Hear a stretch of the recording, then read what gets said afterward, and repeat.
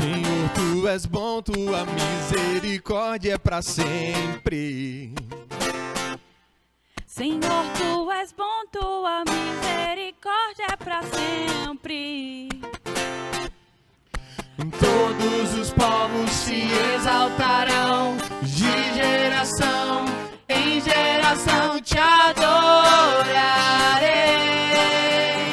Aleluia, aleluia, te adorarei por tudo que és, te adorarei. Aleluia, aleluia, te adorarei por tudo que és. Tu és bom.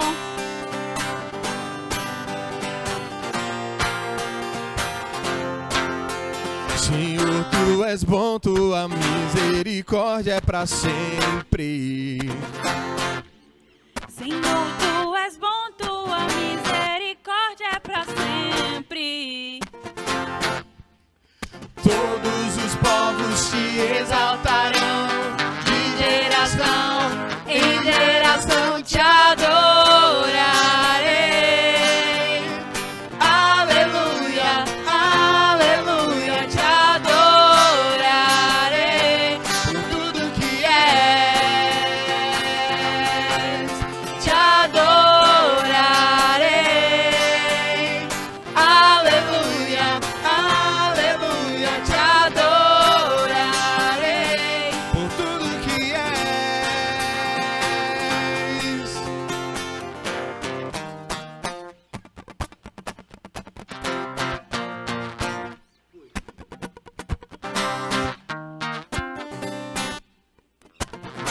Vamos dizer, Deus é bom. Tu és bom o tempo todo, o tempo todo. Tu és bom, Tu és bom o tempo todo, o tempo todo. Tu és bom, Tu és bom o tempo todo, o tempo todo. Tu és bom, Tu és bom o tempo todo, o tempo todo. Tu és bom.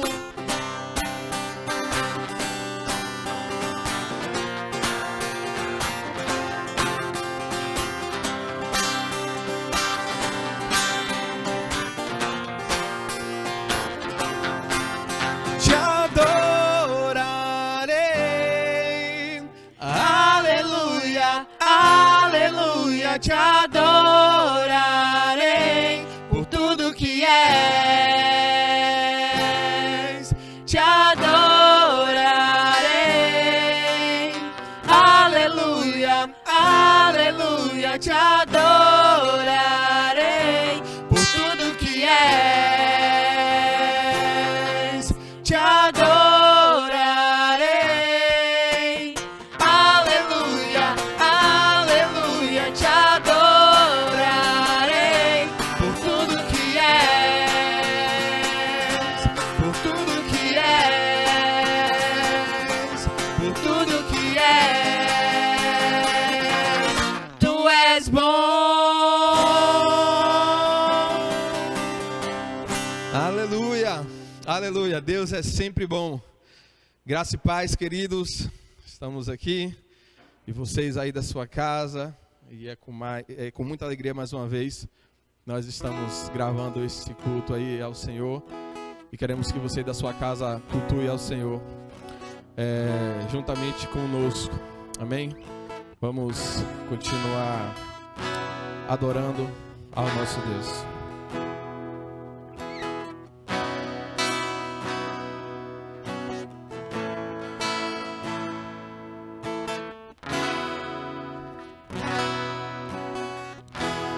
Não se turbe o vosso coração. Crede em Deus e também em mim. Na casa de meu pai há muitas moradas.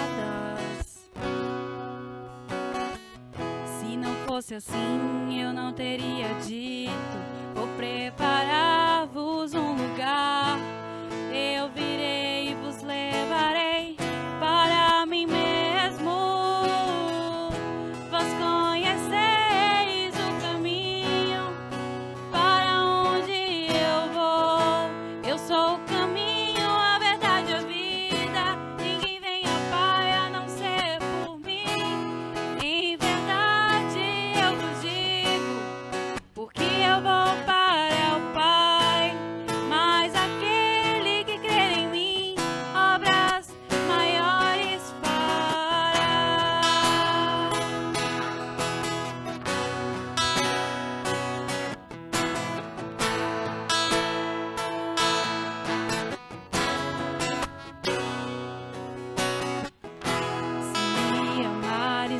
verdadeiramente guardareis os meus mandamentos. Eu rogarei ao Pai e Ele vos dará um Consolador, o Espírito da verdade, que o mundo não pode receber, mas Ele habita em vós e estará em vós para sempre. Aquele que crê os meus mandamentos e os guarda, este é o que me ama. E se alguém me amar, será amado por meu Pai. Eu também o amarei e me manifestarei a Ele.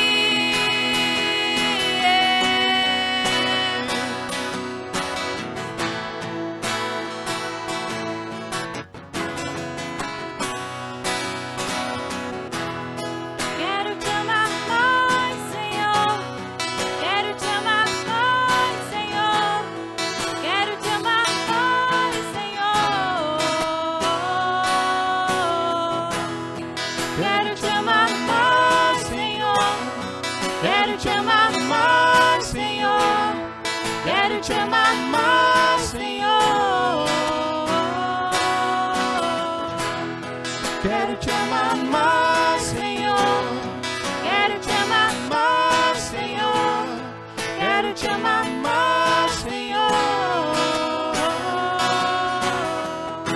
Aquele que tem os meus mandamentos e os guarda, este é o que me ama.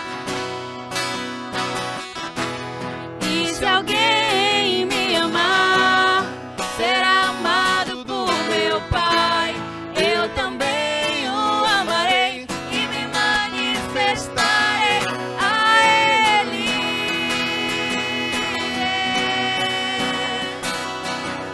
a Ele.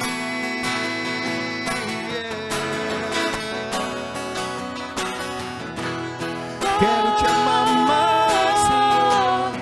Quero te amar mais, Senhor. Quero te amar mais, Senhor. Quero te amar mais, Senhor. Quero te amar mais, Senhor. Quero te amar mais, Senhor.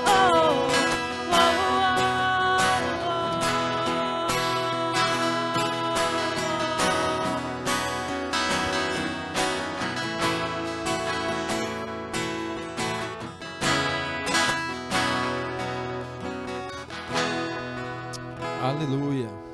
Aleluia. Aleluia.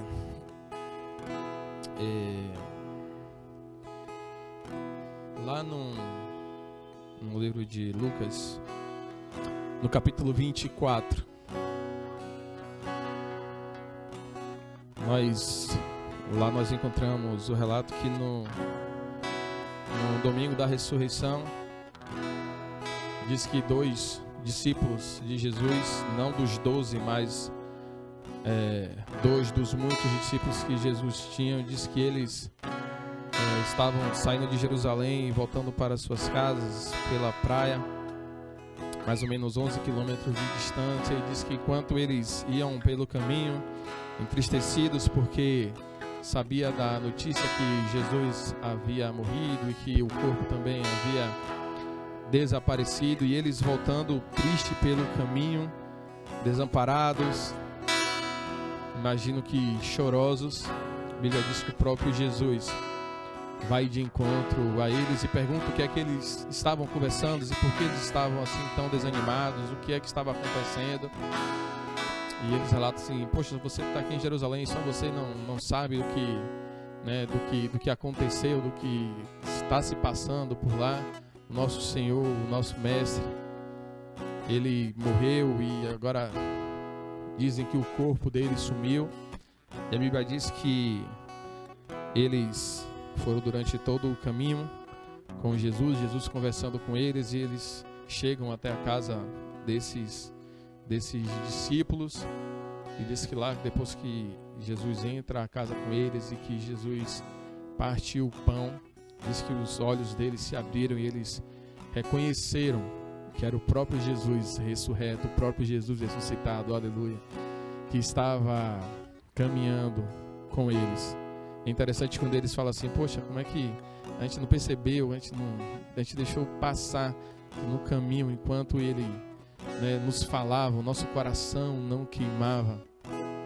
Queridos, a gente vai cantar uma canção que chama Emaús, que é justamente essa passagem que eu acabei de citar em Lucas capítulo 24. E eu pensei nessa canção e eu tenho pensado sobre os dias que estamos vivendo. As muitas tribulações, as muitas lutas, as muitas dores, os muitos desânimos, os desamparos, as muitas coisas que nos acometem, e a gente deixa de perceber que o Senhor, Ele está conosco. Em João 16, Jesus disse que no mundo os discípulos teriam muitas aflições, nós teríamos muitas aflições, mas que eles deveriam ter bom ânimo, que nós deveríamos ter bom ânimo, porque Jesus havia vencido o mundo.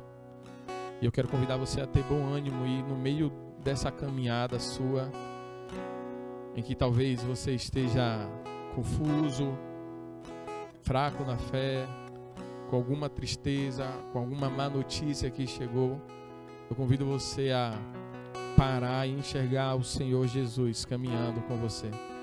O Senhor Jesus falando com você todos os dias. Eu tenho certeza que o seu coração tem queimado porque o Senhor tem falado contigo, mas você não tem deixado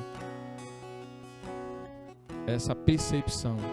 Eu convido você a perceber o Senhor falando contigo e caminhando com você.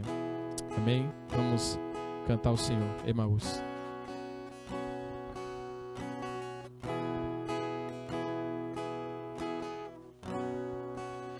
Quem é este que vem nos abraçando? Quem é este que vem nos constrangendo com o olhar? Ele é tão sábio, ensina em amor. Ele é tão manso, cuida dos corações. Quem é esse que vem nos abraçando? Quem é esse que vem nos constrangendo com o olhar? Ele é tão sábio, ensina em amor. Ele é tão manso, cuida dos corações. Ele entrou em casa, Ele está à mesa, Ele nos observa, sabe que o esperamos, e ao partir o pão, os nossos olhos se abrem e reconhecemos quem Tu és. E ao som da Tua voz, os nossos corações queimam de amor, queimam de amor. E ao partir o pão, os nossos olhos se abrem e reconhecemos quem Tu és. Ao som da Sua voz, os nossos corações queimam de amor, queimam de amor. Nós arrumamos a casa, Perfumamos ela toda, nós preparamos a mesa, tome o lugar de honra. nós arrumamos a casa, Perfumamos ela toda, nós preparamos a mesa, tome o lugar de honrar, tome o lugar de honrar.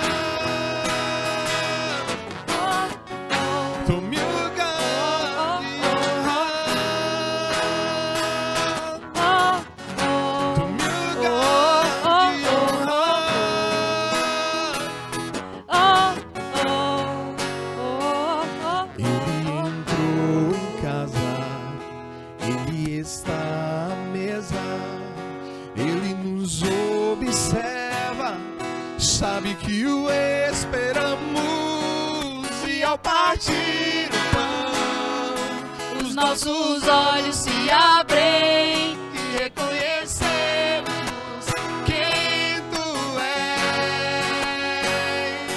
Ao som da Sua voz, os nossos corações queimam de amor, queimam de amor. E ao partir o pão, Os nossos olhos se abrem.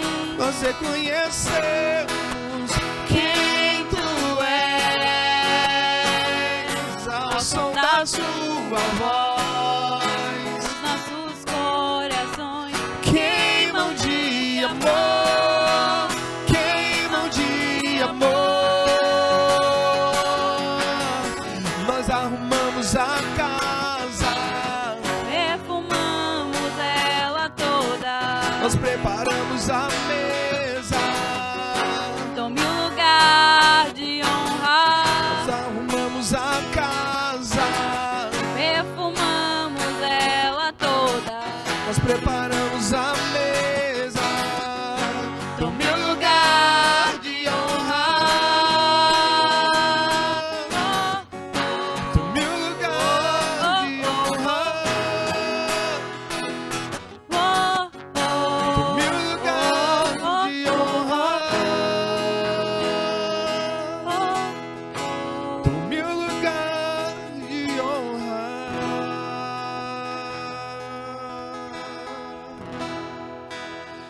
Nós queremos continuar ouvindo a voz do Senhor, Deus. Sabemos que o Senhor fala todos os dias, sabemos que o Senhor fala a todo momento. Mas nós queremos restaurar, Deus, a nossa comunhão com o Senhor. Nós queremos renovar os nossos votos com o Senhor. Nós queremos renovar o nosso lugar secreto, onde o Senhor nos vê, onde o Senhor nos ouve. Eu quero orar, Senhor, por cada pessoa que está assistindo agora esse vídeo. E que por um acaso Deus esteja com algum tipo de problema, alguma dificuldade, Pai. Com algo que esteja afligindo, assolando a sua casa, a sua família. Pai, no nome de Jesus, nós oramos, eu oro e nós oramos como igreja do Senhor, não porque nós merecemos, mas por causa da Tua graça, da Tua bondade, do Teu favor que é sobre nós. Nos ajude a ter bom ânimo, nos ajude a confiar no Senhor, nos ajude a depender do Senhor, nos ajude, Deus, a caminhar sobre as águas, Deus. Nos ajude, Pai, a nós colocarmos toda a nossa vida diante do Senhor. Nós depositamos aos Teus pés toda e qualquer dificuldade nossa, todo o nosso problema, toda a nossa dor, Pai, tudo que nos aflige, tudo que nos assola, Pai. Restaura em nós o riso, restaura em nós a alegria, restaura em nós a paz que somente o Senhor tem. Obrigado por tudo, obrigado por tudo, no nome de Jesus e no doce nome de Jesus. Amém. Graças e paz, irmãos. Boa noite. É sempre bom estar falando aos irmãos. E eu não vou dizer que é sempre bom estar juntos, porque não é o que está acontecendo agora, fisicamente. Mas que os irmãos se sintam abraçados aí, em nome de Jesus. Irmãos, no momento que nós vivemos hoje no mundo, passando por pandemias, crises financeiras, crises políticas e coisas relacionadas, serve para mostrar mais ainda, deixar mais claro que o mundo precisa de um tipo específico de pessoas, pessoas honradas, homens e mulheres sérios, que fazem diferença no sentido positivo, que contribuem nos locais em que são esferas de sua influência e atuação. O mundo carece desse tipo de pessoa. E o interessante é que o povo de Deus é justamente esse tipo de pessoa. Então, o que o mundo carece é o tipo de pessoa que Deus cria. O mundo precisa de pessoas úteis, que contribuam e que se ajudem, que traga desenvolvimento, crescimento, senso de dever, honradez, positividade, ajuda. E o povo de Deus é esse tipo de povo. Vamos estar meditando no Salmo 15, e que é um salmo que trabalha de forma bem interessante esse aspecto, do tipo de pessoa que o mundo precisa. Então, gostaria de pedir aos irmãos que abram as suas Bíblias no Salmo 15 e vamos estar fazendo a leitura da palavra do Senhor. E o texto diz o seguinte: Senhor, quem pode ter acesso ao teu santuário? Quem pode permanecer em teu santo monte? Versículo 2. Quem leva uma vida íntegra e pratica a justiça, quem de coração fala a verdade, quem não difama os outros, não prejudica o próximo, nem fala mal dos amigos, quem despreza os que têm conduta reprovável e honra os que temem o Senhor, e cumpre suas promessas, mesmo quando é prejudicado. Quem empresta dinheiro sem visar o lucro e não aceita suborno para mentir sobre o inocente. Quem age assim jamais será abalado. A organização desse salmo é da seguinte maneira. O primeiro versículo são feitas duas perguntas. O segundo versículo, nós temos a resposta dessas perguntas. E o versículo 3, 4 e a primeira parte do versículo 5 são dados exemplos de como isso é feito na vida prática. Uma contextualização para o Salmo, a gente pode ver na história, que fala no mundo antigo, quando um peregrino chegava em um templo, um ambiente religioso, ele recebia as instruções do que ele deveria fazer. Tanto localmente ali, tirar alguma vestimenta ou colocar outra, fazer alguma ritual de purificação, lavar as mãos, os pés ou coisa do tipo. E aqui é algo semelhante. Essa pergunta, o que é preciso ser feito para entrar no santuário e permanecer no monte. Obviamente aqui está falando do tabernáculo. Esse salmo é atribuído a Davi. E aqui o salmista ele deixa claro qual é a conduta. Mas o interessante da gente meditar nesse salmo é o seguinte: antes da liturgia, dos rituais, que é o que é feito no santuário, o salmista deixa claro que um outro conjunto de ações e de atitudes é necessário para que essa entrada no santuário ela seja legítima. Ou seja, antes de se adquirir ou de ter acesso a uma intimidade com Deus, é necessário um conjunto de ações e de práticas que são práticas do dia a dia. Não é nenhum ritual religioso diferente, algo complexo. São coisas práticas do dia a dia. E aqui é importante deixar claro que o verdadeiro adorador, ele não adora única e exclusivamente num ambiente religioso. Na verdade, a adoração total, ela precede esses eventos pontuais. E é o que a gente vê no dia a dia. Por isso que eu falei que o mundo precisa de pessoas úteis, e aqui eu quero me referir aos servos de Cristo. O mundo carece desse tipo de gente, e o Salmo aqui vai dar uns exemplos muito práticos. O mundo precisa, principalmente em tempos de crise, a gente vê a diferença que faz uma pessoa correta, uma pessoa íntegra e uma pessoa honrada. Então, para começar, eu gostaria de dizer o seguinte, que de fato o mundo é carente de homens e mulheres que apresentam a salvação e vivem como pessoas salvas. O que é que eu quero dizer? O que a pessoa fala concorda com aquilo que ela faz. E por que o mundo precisa? Primeira coisa, o pecado escraviza e mata. Então, o mundo precisa de libertação e salvação. E isso é feito por meio da obra do nosso Senhor Jesus Cristo. Então, a salvação é um ato divino. Então, quem salva é Deus. Só que Deus, ele tem agentes humanos nesse mundo, que são as pessoas que apresentam a salvação e, como eu falei, vivem como pessoas salvas. Isso é feito de duas formas. A pessoa testifica, testemunha, ela fala. É uma forma de se apresentar a salvação. Mas, além disso, a pessoa vive de uma forma digna, que seja coerente com aquilo que ela fala, vive de uma forma que seja coerente com aquilo que ela diz. E é isso que faz toda a diferença. Então, a adoração, ela vai além e precede também os ritos litúrgicos ou ambientes religiosos. A adoração começa na forma como a pessoa vive. Então, um exemplo. Antes de colocar a mão no coração, olhar para o céu, fechar o olho, dizer que ama a Deus, é importante ter uma vida de amor ao próximo.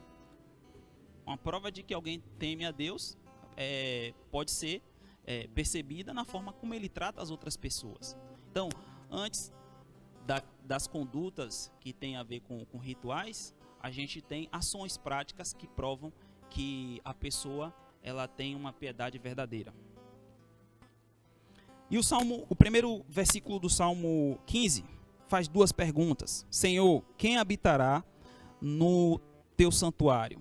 Quem poderá morar no teu santo monte? A gente pode pegar essas duas perguntas aqui e transformar, traduzir, interpretar como: quem tem acesso à intimidade com Deus verdadeira? Quem adora, quem é possível se relacionar de forma coerente com o nosso Deus? E o salmista, ele responde. É interessante que não tem nada a ver com religiosidade e com rituais. A resposta é simples e direta. Nenhuma delas tem a ver com religiosidade. Tem a ver única e exclusivamente com ações comuns do dia a dia. E como eu já falei, a organização do salmo é feita aqui em 3 partes praticamente. Primeiro é a pergunta, depois a resposta da pergunta e depois são dados exemplos.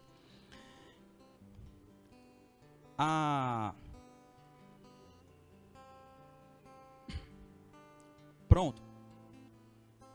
Os fiéis verdadeiros, as pessoas piedosas, elas são pessoas úteis para o mundo, produtivas para o reino.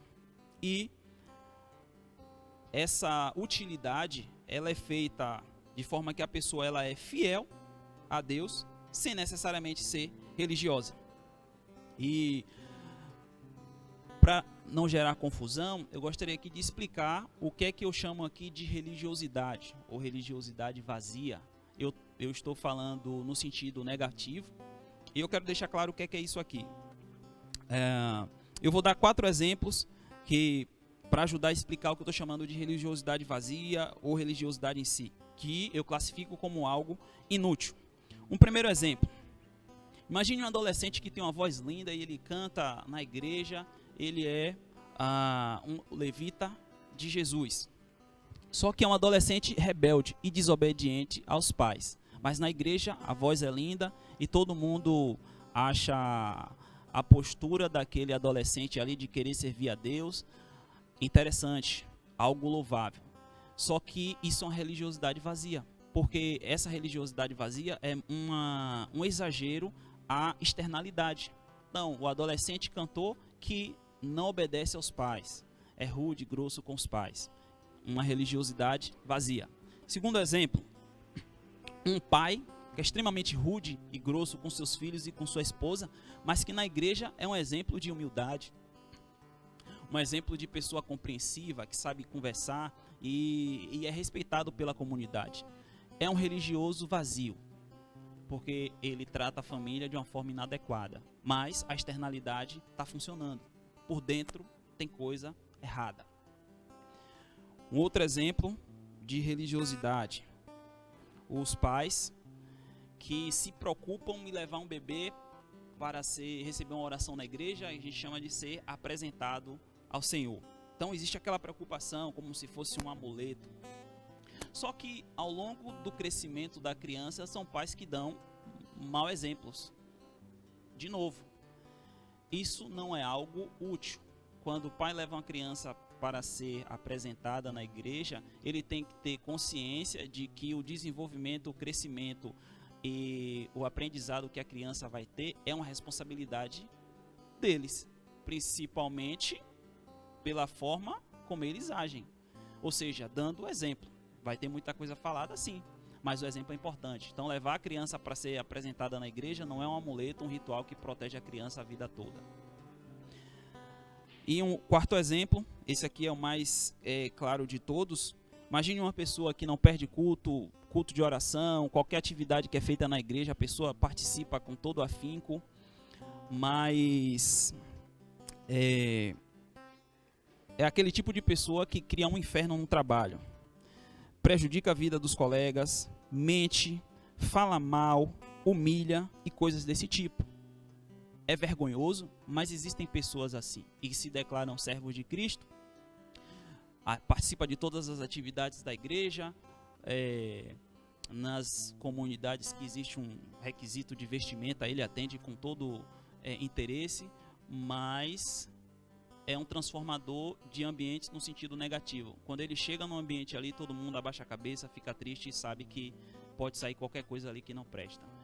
Isso é uma religiosidade vazia, não é uma piedade verdadeira.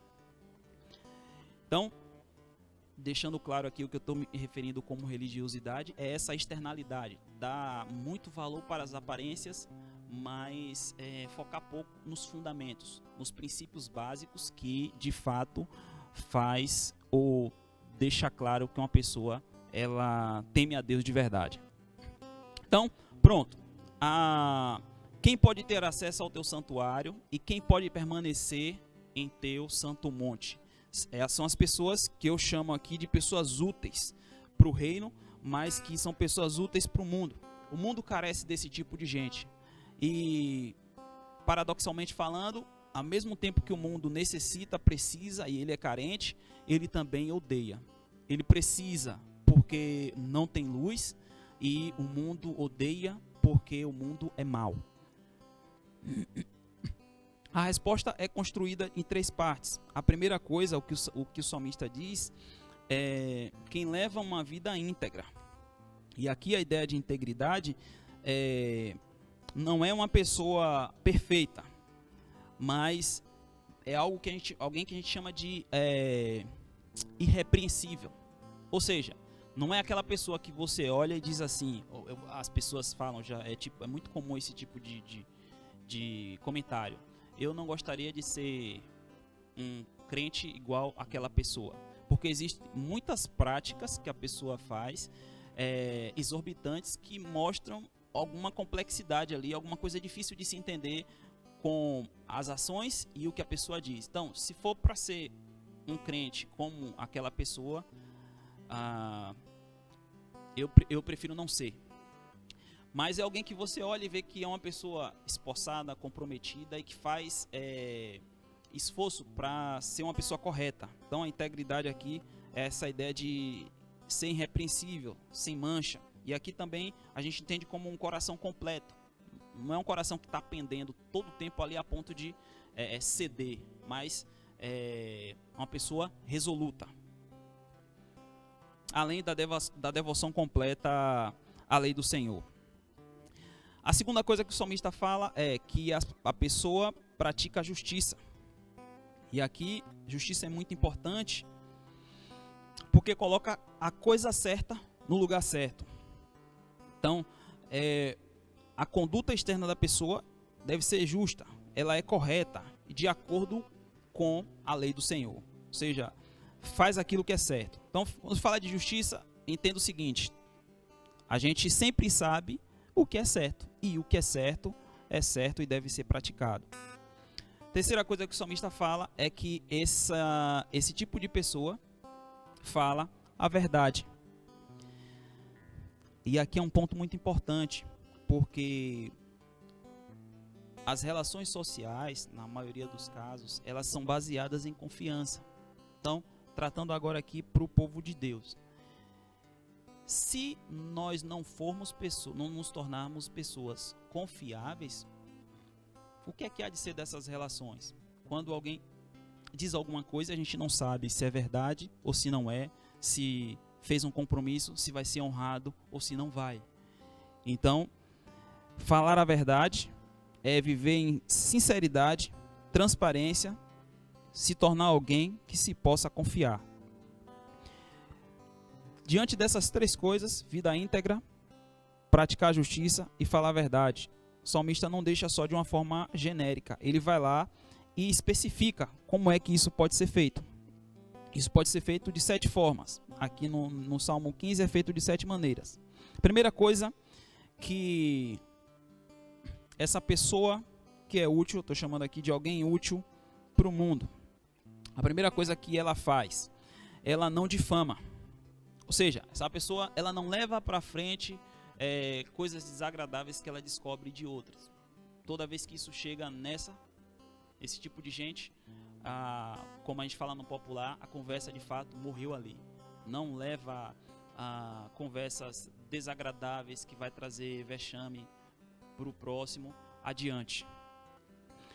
E além disso, essa pessoa não se alegra com as maldades, os desacertos que acontecem com o outro.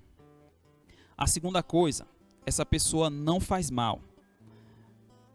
Ou seja, tal pessoa não prejudica o próximo. Aqui o salmista ele usa dois termos aqui. Ele fala, não difama os outros, mais à frente a gente vai ver, e não prejudica o próximo e nem fala mal dos amigos. Entenda o seguinte, aqui existem 2 tipos de relação, aquelas próximas, mais pautada com laços afetivos, mas não fica só nisso. Então, entenda essa ideia de próximo aqui como aquela que Jesus coloca lá na parábola do bom samaritano. Todo mundo que está relacionado a mim como um ser humano é o meu próximo. Então, toda vez que eu me relaciono com alguém, eu tenho uma oportunidade de não fazer o mal a ele. A terceira coisa, prática, não fala mal ou lança injúria. Então, no primeiro caso, que é a difamação, a pessoa ela não passa para frente algo que algum relato desagradável do seu próximo. Nesse terceiro ponto aqui, além de não passar para frente, mas a pessoa ela não adiciona uma difamação à desgraça alheia. A ideia aqui é o seguinte, imagine que uma pessoa ela é despejada lá do móvel lá que ela aluga. E aí José chega para João e fala, João, sabia que Maria foi despejada? Aí a primeira coisa que João faz então ela é caloteira. E além disso, sai passando para terceiros. Só que na verdade ele não sabe o que foi que aconteceu com Maria. Sei lá, Maria pode ter sido desempregada, muitas coisas podem ter acontecido. Então, passar uma informação adicional, sem ter provas, sem saber. E detalhe, aqui é uma especulação, mas mesmo que seja verdade ou não, propagar esse tipo de informação não é algo sadio. E as pessoas úteis para o reino não fazem esse tipo de coisa. Então, aqui já corta uma coisa que é muito comum hoje em dia, que é a transmissão de as chamadas fake news. São mentiras que muitas vezes não são verdadeiras, e a pessoa ela transmite lá no WhatsApp, Facebook e outras mídias, sem verificar se é verdade. Em muitos casos, é uma nota de utilidade pública. É algo que deve ser realmente compartilhado com as pessoas. Mas antes de passar, tem que verificar se é verdade ou não. Em outros casos, são questões muito particulares que não tem necessidade de estar se transmitindo esse tipo de informação. E aí, quer seja verdade, quer não seja. A quarta coisa que alguém útil para o mundo faz, e aqui eu quero dar uma explicação adicional, é que despreza os que têm conduta reprovável. E o que é que eu quero dizer com isso? essa declaração aqui no Salmo é uma declaração, ou seja, desprezar uma pessoa que tem uma conduta reprovável, que não faz muito sentido teológico no momento em que nós vivemos hoje. Então, esse tipo de declaração, e muitos salmos têm essa abordagem, é chamada de declaração imprecatória. Ou seja, o salmista ele pode amaldiçoar, ficar feliz quando o inimigo morre, invocar vingança e coisas do tipo. Hoje, na realidade que a gente vive, em meio às orientações diretas de Cristo, esse tipo de atitude aqui não faz sentido. Mas o que é que a gente tira daqui? Ao invés de desprezar a conduta, ao invés de desprezar uma pessoa que tem uma conduta reprovável, o cristão ele despreza a conduta reprovável em si. Então eu não tenho problema nenhum com uma pessoa. O problema é o que a pessoa faz que deve ser combatido. A quinta, e além disso, de desprezar a conduta reprovável, essa pessoa ela honra quem teme ao Senhor. Então, não se regozija com coisas erradas e condena de fato. E não fecha os olhos para o que é feito de forma errada. E cuida, ama, ajuda, trata de forma honrosa as pessoas que temem ao Senhor. Ou seja, condena o que merece ser condenado e elogia aquilo que merece ser elogiado. A quinta coisa que essa pessoa faz é que ela cumpre suas promessas mesmo quando acaba sendo prejudicado. Ou seja, mantém a palavra. E manter a palavra hoje nem sempre, quando acaba havendo um ônus ali, é difícil as pessoas de honrarem suas palavras. Parece que palavra não significa nada. Mas as pessoas úteis têm uma conduta diferente. Aqui é o tipo de pessoa que, se você fizer um acordo com a pessoa vai passar na sua casa para te dar uma carona, algo do tipo, fique arrumado porque ele vai chegar lá no horário. Se ele disse que vai chegar às 6h30, é justamente nesse horário que ele vai aparecer. Ou se fez algum compromisso mais sério, é possível ficar tranquilo, porque a pessoa vai honrar esse tipo de compromisso. A sexta ação é que essa pessoa ela empresta dinheiro sem visar o lucro, ou em outras traduções utiliza o termo sem usura. E aqui é importante fazer uma adaptação à nossa realidade. A ideia aqui é o seguinte, a ideia aqui é da cobrança dos juros, que não era permitido para o judeu cobrar do irmão, mas podia cobrar de estrangeiro. Mas o enfoque aqui é o seguinte, quando alguém pede dinheiro emprestado é porque está passando por alguma dificuldade. E diante dessa realidade, você não se aproveita para levar vantagem em cima da pessoa. Por outro lado, a gente pode generalizar para uma ideia de como tratar as negociações. E aí você vai fazer sempre uma negociação que seja bom para ambas as partes. Outra coisa é muito difícil. Na verdade, tem um termo muito comum que a gente vê no dia a dia, que é todo mundo quer adiantar o próprio lado, ou puxar a sardinha, a brasa para a sua sardinha. Alguém que é útil para o mundo, ele nunca tenta tirar algo de alguém que já não tem muita coisa. E aqui eu queria dar só uma ilustração, para ficar bem claro, essa ideia de tratar o dinheiro, tratar a negociação. Imagine o seguinte, a pessoa está com R$51,50 e ela vai fazer feira. E aí ela passa ali e tem um carrinho do senhor vendendo o coentro. E aí o senhor diz o coentro é R$1,50. A pessoa tem R$1,50 trocado ali no bolso. E aí o que é que ela faz? Ela mostra R$50 para o senhor do coentro. Justamente prevendo que não vai ter troco. Porque aí depois vai falar, não, eu tenho R$1 aqui trocado. E aí tenta levar uma vantagem inescrupulosa, sem necessidade, e não é uma negociação justa. Então é o tipo de pessoa que o mundo não precisa. Já está cheio de gente assim. Essas pessoas têm que receber influência de pessoas que pensam diferente e tomar uma atitude diferente. E por fim, o tipo de pessoa útil e que não usa de uma religiosidade vazia, ela não aceita o suborno.